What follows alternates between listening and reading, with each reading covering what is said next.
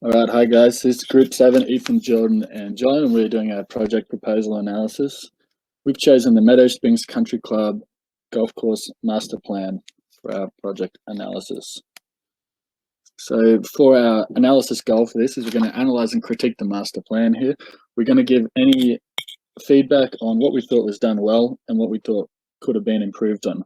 We're going to break this down into three sections here: the technical section, the management section, and the cost section.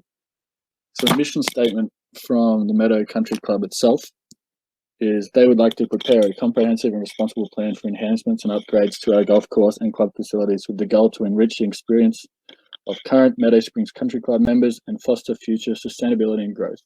So fostering future sustainability and growth is going to be the main drive behind this project plan. So we'll move here into our technical section. So the three goals of the technical section here is to make the audience understand the need, a proposed solution, and benefits to the customer.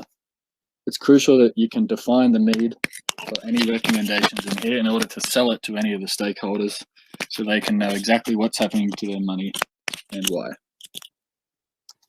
So the technical section is broken down into a bunch of sections here. So property, yardage and par, game attributes, aesthetics, facilities, and some recommendations at the end.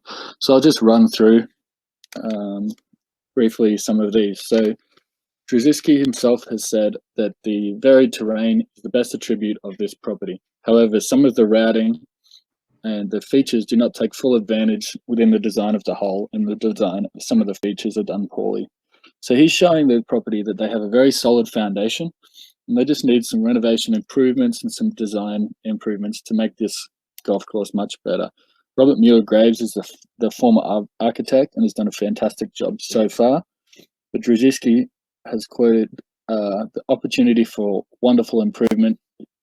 There's opportunity for wonderful improvement moving forward. So he's made it very clear that the need for renovation is there. They just need to make some design, routing, and course feature changes. So yardage and par and game attributes somewhat intersect with each other. So the idea, one of the driving factors here is to make the course enjoyable for all levels. Drzyzki is quoted here saying, with the exception of a few shots, it is not overly difficult for the higher level handicap players, and on most days not overly challenging for the better players. So he goes on to elaborate that some changes in tee box positioning, yardage changes, are going to bring much more shot creation opportunities, going to make it enjoyable for all level of players. So just some design features there is going to make it for the higher handicap level players, they're going to have more shot opportunities.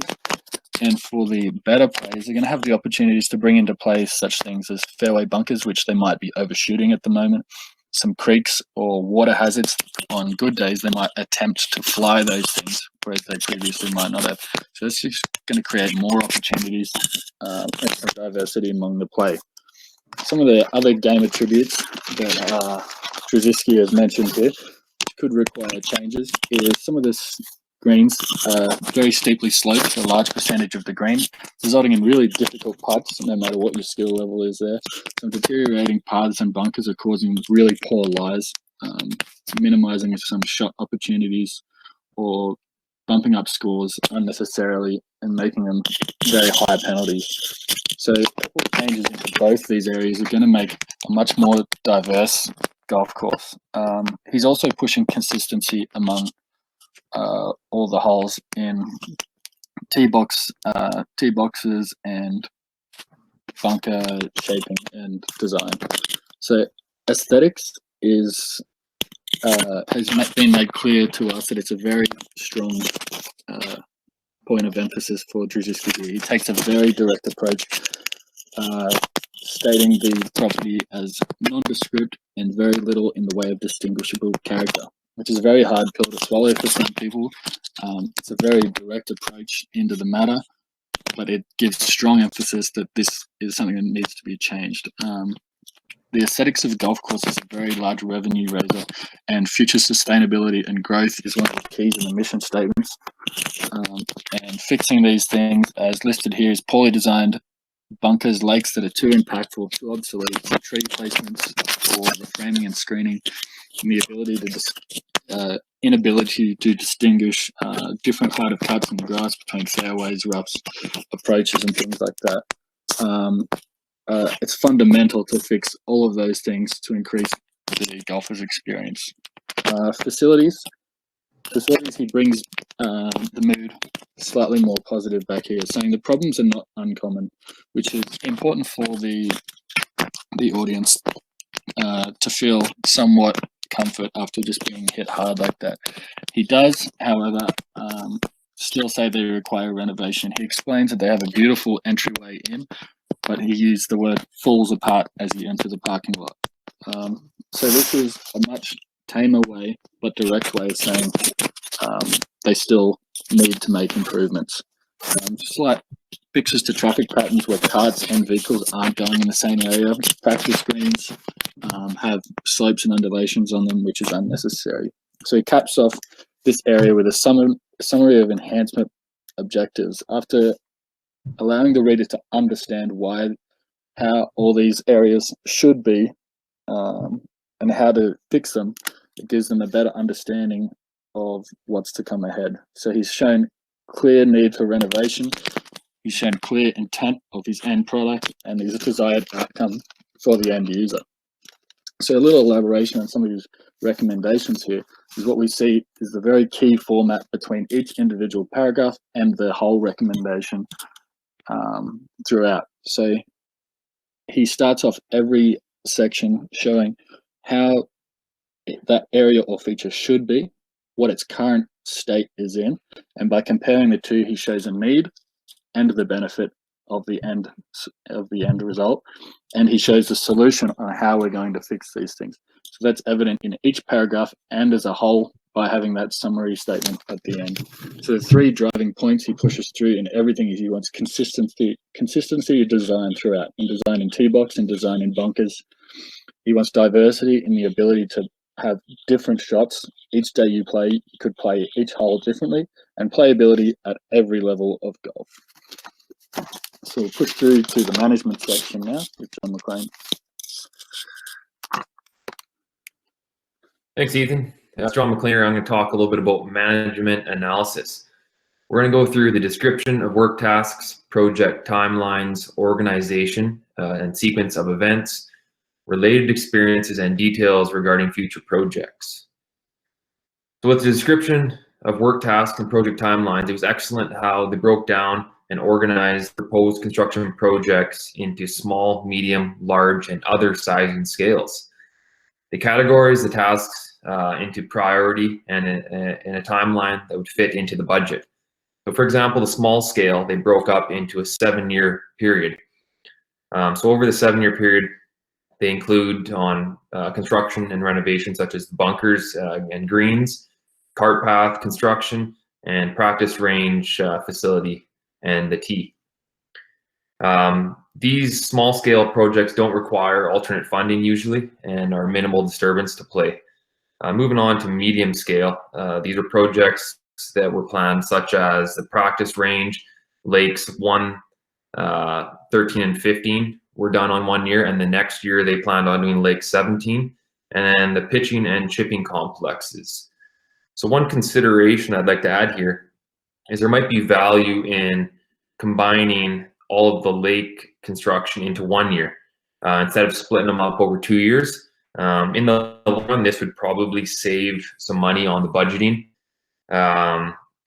If you were to include lake 17 into 1, 13, and 15 project, this could be beneficial since you will have all of the planning, the equipment, the manpower, and materials, they'll all be in place. So it'll be a little bit more money up front to complete the project, but in the long run, instead of doing things twice, if you can fit it all into 1 year, it might be beneficial.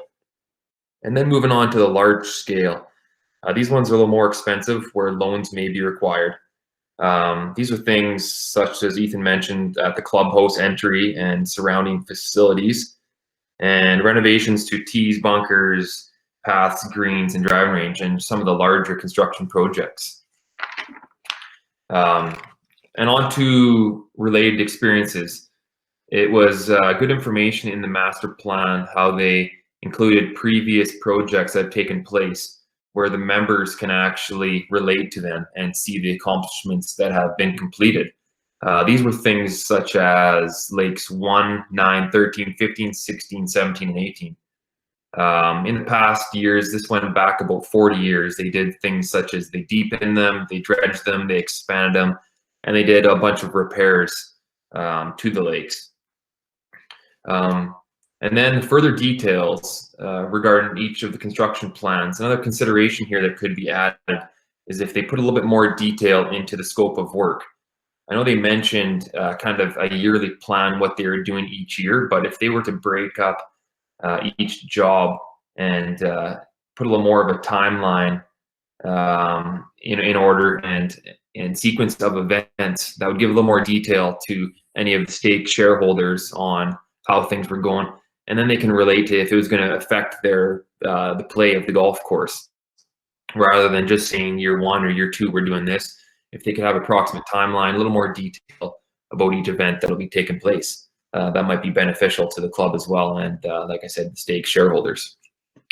I'm now going to pass you off to Jordan for everybody's favorite part, and he's going to talk about the cost analysis. All right, awesome. Thank you, John. I just wanted to start off by saying proper cost section plan should include how long the project will take as a whole, also the cost of each task involved, and also an estimate on how long these tasks will take to be completed. Any resources needed in the construction process should also be included, as well as the cost of these resources. It's also important to state that costs can always be changing throughout the construction process, and nothing is concrete.